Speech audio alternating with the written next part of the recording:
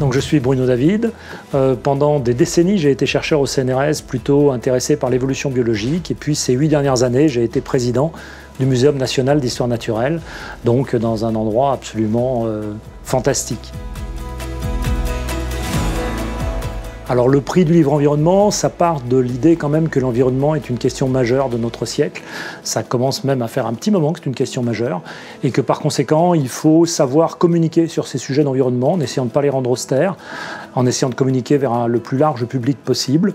Et ce prix est là pour inciter aussi à la lecture. C'est une démarche qui a tendance à se perdre un petit peu et qu'il faut absolument soutenir.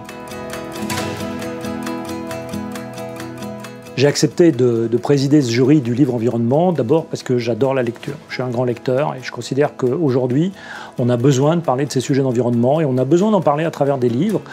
Donc c'était à ce titre vraiment très important. Et puis j'ai pris ça finalement comme une forme de reconnaissance de ce que j'étais. Donc j'aborde ça avec un peu d'humilité aussi, parce que je succède à des grands présidents de ce jury. Ce prix a déjà une histoire et j'espère simplement que je serai à la hauteur de mes prédécesseurs.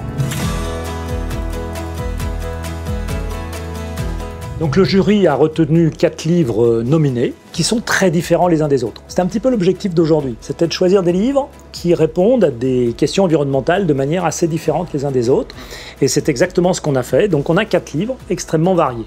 Le premier d'entre eux s'appelle Chaleur humaine, il est de Nabil Wakim.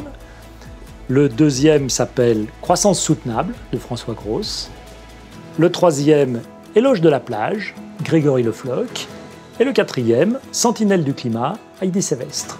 Il y a également une catégorie jeunesse, parce qu'il faut sensibiliser les jeunes générations aux beautés de l'environnement et à la nécessité de s'intéresser à l'environnement. Là encore, 3 livres très différents les uns des autres. Mon premier jardin en permaculture, de Nelly Ponce et Johanna Rezac. Le pêcheur de rêve, d'Élodie Garcia. Et Pas bêtes les plantes, de Philippe Nessmann et Jean Mallard. On a 4 livres extrêmement variés. Alors on découvrira le 14 septembre à Nancy, lors de la remise du prix, qui est le lauréat du prix parmi ces 4 livres, les 3 autres étant simplement nominés.